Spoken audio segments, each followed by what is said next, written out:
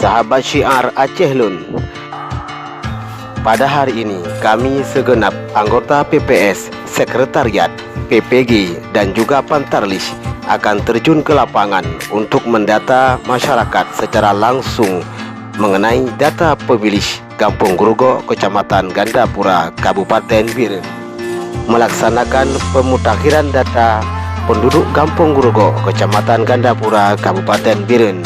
InsyaAllah semua tahap telah kami lalui dan sudah mencapai 100%.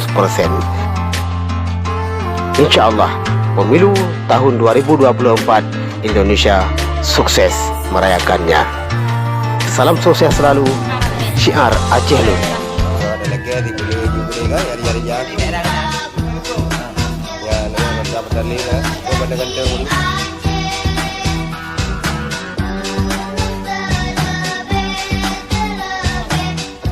Ya kedua apa? Kedua BPN. Yang lewat lebih lah. Mau jual tali, tali